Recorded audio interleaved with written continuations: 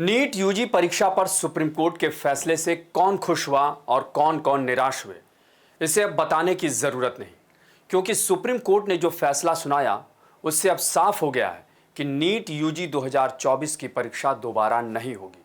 जरा सोचिए, एक ऐसी परीक्षा जिसमें पेपर लीक, नकल से लेकर नतीजों तक न जाने कितने प्रश्न चिन्ह लगे, सड़क से लेकर संसद तक हो हल्ला, हंगामा, बवाल, आरोप प्रत्यारोप, क्या कुछ नहीं हुआ।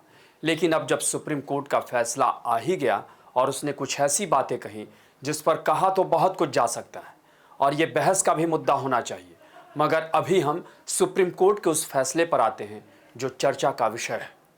नमस्कार, मैं अभय राय। 5 मई को संपन्न हुई नीट यूजी परीक्षा 2024 को लेकर अभूतपूर्व विवाद हुआ था, लेकिन अब सुप्रीम कोर्ट ने इस पर अपना फैसला सुना दिया है, जिसमें सबसे अहम बात यह है कि नीट यूजी 2024 की परीक्षा दोबारा नहीं होगी।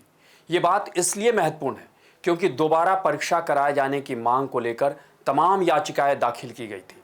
सुप्रीम कोर्ट ने सरकार की ओर से गठित कमेटी की रिपोर्ट भी तय करने के लिए 30 सितंबर 2024 तक का समय भी दिया है।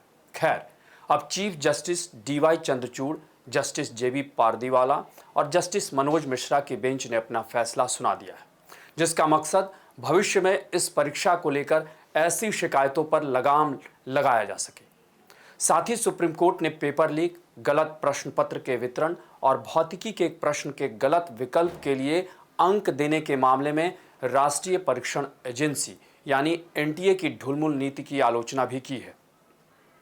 सुप्रीम कोर्ट ने सभी पक्षों की दलीलें सुनने के बाद कहा कि हमारा निष्कर्ष है कि यह सिस्टमैटिक फेलियर नहीं है। पेपर लीक सिर्फ पटना, हजारीबाग तक सीमित है, इसलिए नीट यूजी 2024 की दोबारा परीक्षा की मांग हम खारिज करते हैं। पूरी परीक्षा की गरिमा प्रभावित नहीं हुई है, पेपर लीक व्यापक स्तर पर नहीं हुआ है, लेकिन NTA को आगे के लिए ध्यान रखना चाहिए, इस तरह की लापरवाही से बचना चाहिए। गौरतलब है कि केंद्र सरकार ने सुप्रीम कोर्ट को बताया था कि भविष्य में प्रतियोगी परीक्षाओं में नीट जैसी गड़बड़ी को रोकने के लिए इसरो के पूर्व चेयरमैन K राधाकृष्णन की अध्यक्षता में कमेटी गठित होगी।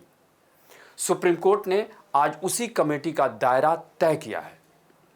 सुप्रीम कोर्ट ने कहा है कि एग्जाम सिक्योरिटी तय करना, स्टैंडर्ड ऑपरेटिंग प्रोसीजर तय करना, परीक्षा केंद्र के अलॉट करने की प्रक्रिया की समीक्षा होनी चाहिए, परीक्षा केंद्र की CCTV मॉनिटरिंग, पेपर में गड़बड़ी न हो ये सुनिश्चित करना होगा, शिकायतों के निवारण की व्यवस्था करनी होगी, प्रश्न पत्रों में हेराफेरी न हो यह सुनिश्चित करने के लिए लॉजिस्टिक को सुनिश्चित करना, पेपर को खुले ई-रिक्शा की बजाय real time electronic lock system के साथ बंद वाहन में भेजे जाने की व्यवस्था पर भी विचार किया जाए, एग्जाम देने वाले कैंडिडेट की पहचान सुनिश्चित करना, पेपर लीक को रोकने के लिए स्टोरेज के लिए SOP तैयार करना।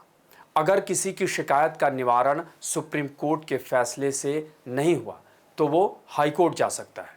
कमेटी डेटा सुरक्षा प्रोटोकॉल की सिफारिश करेगी, जिससे सभी संवेदनशील जानकारी सुरक्षित रहे और लीक से भी बचा जा सके।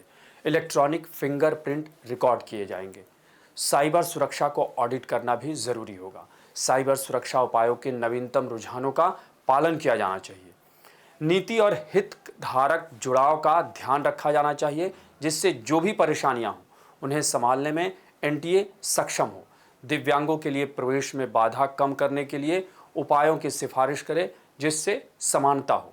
NTA सदस्यों, परीक्षकों, कर्मचारियों आदि के प्रशिक्षण की व्यवहार्यता पर विचार करें। बहरहाल सुप्रीम कोर्ट ने पेपर लीक और अन्य गड़बड़ियों के आधार पर दोबारा परीक्षा कराने की याचिका तो खारिज कर दी, लेकिन सुप्रीम कोर्ट ने NTA के बारे में जो कहा वो ये बताता है कि उसमें कई तरह की खामियां हैं और सुप्रीम कोर्ट ने उसे आईना दिखाया है। ऐसे में अब ये देखना दिलचस्प होगा कि NTA आगे ऐसी व्यवस्थाओं को करने के लिए कितना सक्षम साबित होता है और उस पर सवाल नहीं उठते हैं। आपको हमारी ये रिपोर्ट कैसी लगी, इसे कमेंट बॉक्स में ज़रूर बताएं और अन्य खबरों से अपडेट रहने के लिए बने रहें हमारे साथ, क्योंकि हम हैं बुलंद भारत TV, ताकत आपकी।